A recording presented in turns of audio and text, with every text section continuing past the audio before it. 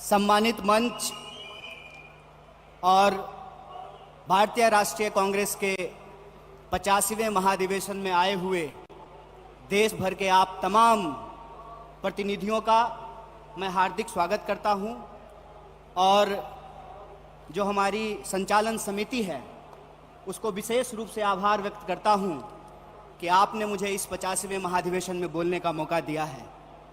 मेरी आवाज़ जहां तक पहुंच रही है, आप तमाम कांग्रेस पार्टी के एक एक कार्यकर्ता को मीडिया के माध्यम से, सोशल मीडिया के माध्यम से जो हमारे देश के लोग 85वें महाधिवेशन से जुड़े हुए हैं, आप सबका भी मैं हार्दिक अभिनंदन करता हूं, आपका स्वागत करता हूं।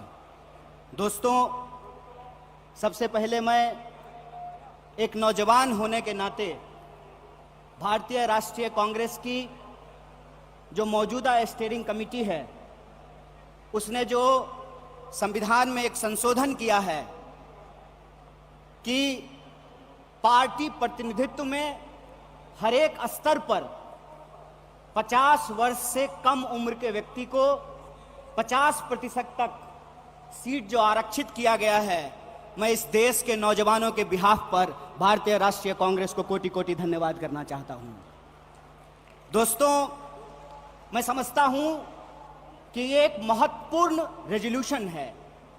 महत्वपूर्ण रेजोल्यूशन इसलिए है कि आप सब जानते हैं कि भारत दुनिया का सबसे नौजवान देश है। दुनिया का हर 5वां नौजवान कोई ना कोई भारतीय है। ऐसे वक्त में देश की दशा क्या होगी, देश की राजनीति क्या होगी, समाज का स्वरूप क्या होगा और हमारे आने वाले भविष्य का मुस्तकबिल क्या होगा, इसको इस देश का नौजवान तय करेंगे। कांग्रेस पार्टी ने इस बदलाव को महसूस किया है, उसके लिए हम अपने वरिष्ठ नेतृत्व को बहुत बहुत धन्यवाद देना चाहते हैं। दोस्तों, आज जब रायपुर में देश की सबसे पुरानी पार्टी उसका 85वां महाधिवेशन हो रहा है, तो हमारे सामने कुछ महत्वपूर्ण सवाल हैं और उन्हीं महत्वपूर्ण सवालों पर चर्चा करने के लिए यह हमारा डिस्कशन हो रहा है, यह प्लेनरी सेशन हो रहा है।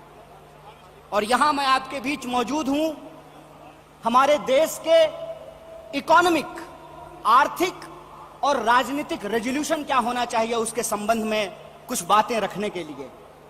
सबसे पहली बात तो हमको यह समझना चाहिए, देश की अर्थव्यवस्था देश के लोगों को नजरअंदाज करके नहीं चल सकती है। कोई भी ऐसी आर्थिक नीति जिसमें देश के लोगों को नजरअंदाज किया गया है, वो आर्थिक नीति देश की आर्थिक नीति नहीं हो सकती है। और आज हम जिस मोड़ पर खड़े हैं, हम देख रहे हैं कि नारा देश का लगाया जाता है, नाम देश का लिया जाता है और तिजोरियां दोस्त की भरी जाती है। ऐसी आर्थिक नीतियां आज इस देश के अंदर लाई जा रही है।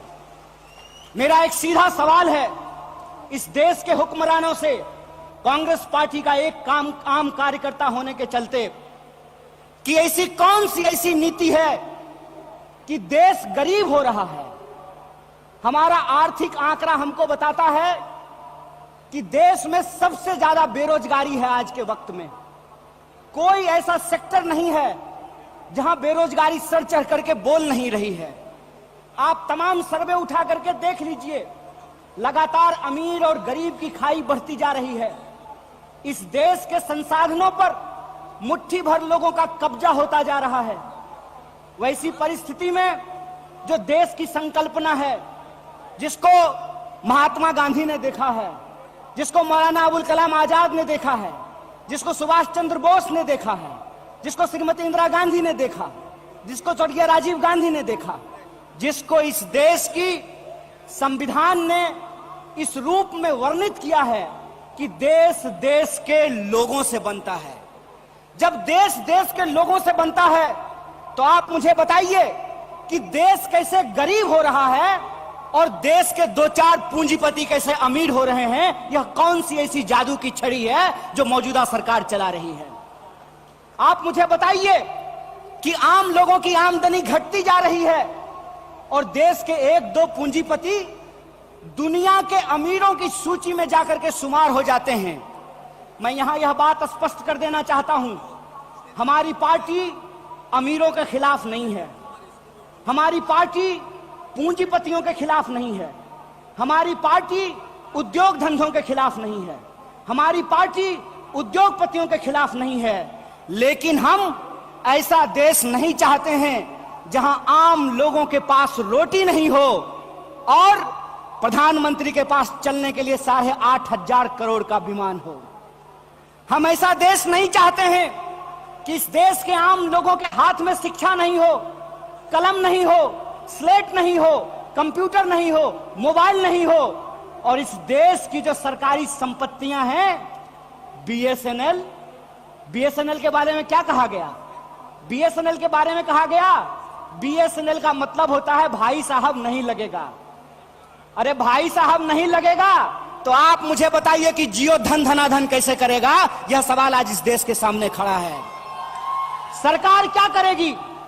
यह सवाल मैं पूछना चाहता हूं इस देश के नीति निर्माताओं से कि अगर एयर इंडिया नहीं होगा, जब देश में नहीं होगा एयर इंडिया, तो आप बताइए क्या करेंगे ज्योतिरादित्य सिंधिया? जब एयर इंडिया नहीं होगा, जब रेलवे नहीं होगा, जब बीएसएनएल नहीं होगा, तो मैं कहता हूं कि इस देश में मंत्री की क्या जरूरत है? जब देश में जनता नहीं होगी तो फिर इस देश में सरकार की क्या जरूरत है? जब देश में स्कूल नहीं होगा, अस्पताल नहीं होंगे, सड़कें नहीं होंगी, तो आप मुझे बताइए कि फिर संसद की क्या जरूरत है? इस देश की जो पूरी की पूरी संकल्पना है, उस संकल्पना को आज एक बार फिर से कांग्रेस के राष्ट्रीय महाधिवेशन में पुनर्विचारित करने की जरूरत है। देश का मतलब होता है देश में रहने वाले लोग। डीडी नेशनल पर एक कार्यक्रम आया करता था, नेहरू जी की किताब है discovery of India. Discovery of India के एपिसोड में नेहरू जी आम लोगों से पूछते हैं कि बताइए कौन है भारत माता? किसको भारत माता कहते हैं? भारत माता इस देश में रहने वाले लोग हैं। जब हम भारत माता की जय बोलते हैं तो भारत माता की जय बोलने का मतलब है इस देश के 140 करोड़ लोगों की जय।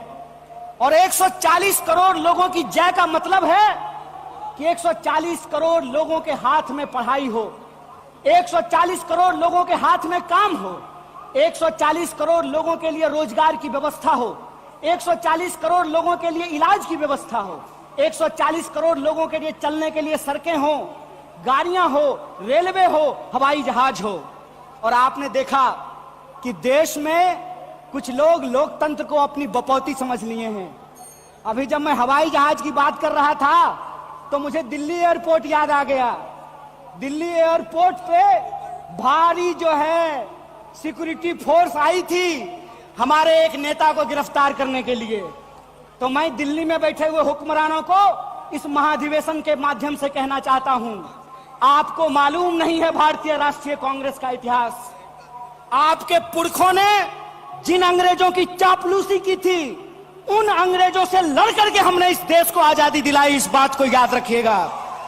ना आपके जेल से डरेंगे, ना आपके मुकदमे से डरेंगे, ना आपकी लाठियों से डरेंगे, ना आपकी गोलियों से डरेंगे। भारतीय राष्ट्रीय कांग्रेस इस देश की पार्टी है और इस देश के हकूक के लिए लड़ती रहेगी। इस बात को याद रखिएगा। और आज के समय में जो आर्थिक लूट की नीतियां चल रही हैं कि प्राइवेटाइजेशन ऑफ प्रॉफिट और सोशलाइजेशन ऑफ लॉस, फायदा होगा तो अदानी का और नुकसान होगा तो एलआईसी का, ये हम नहीं चलने देंगे। इस बात को आप याद रखिएगा। फायदा होगा तो प्रधानमंत्री जी के दोस्त का और नुकसान होगा तो इस देश के आम लोगों का पैसा जो एसबीआई में पड़ा हुआ है उसका, ये हम नहीं चलने देंगे। इस बात को याद रखिएगा। इसीलिए हमारा पॉलिटिकल और इकोनॉमिक रेजोल्यूशन ये है कि भारतीय राष्ट्रीय कांग्रेस इंडियन कॉन्स्टिट्यूशन का सेफ गार्ड है। हम इंडियन कॉन्स्टिट्यूशन के पहरेदार हैं, हम इंडियन कॉन्स्टिट्यूशन के असली चौकीदार हैं। इस बात को याद रखिएगा। और इंडियन कॉन्स्टिट्यूशन इस बात को रिजॉल्व करता है, we the people of India. और यह जो we the people of India है, इसमें इस देश में रहने वाले वो तमाम लोग, चाहे हिंदू हो, मुसलमान हो, सिख हो, ईसाई हो, जैन हो, पारसी हो, बुद्धिस्ट हो, या वैसे भी लोग जो किसी धर्म को नहीं मानते हैं, वो सब भारत के लोग हैं और उनके हकूक के लिए, उनके अधिकार के लिए, कल्याणकारी राज्य की अवधारणा को बचाए रखने के लिए भारतीय राष्ट्रीय कांग्रेस संघर्ष करेगी। और यही जो पॉलिटिकल रेजोल्यूशन है कि हम देश के लोगों के बुनियादी सवालों के लिए, रोजी रोटी, कपड़ा, मकान, शिक्षा, स्वास्थ्य, सड़क, बिजली, पानी और इस देश के संविधान के लिए संघर्ष करते रहेंगे। इसी आशा और उम्मीद के साथ आप तमाम सम्मानित मंच और आप तमाम प्रतिनिधियों का एक बार पुनः स्वागत करते अपनी बात को खत्म करूंगा। शुक्रिया। इनकलाब जिंदाबाद। जय हिंद, जय भारत, जय कांग्रेस।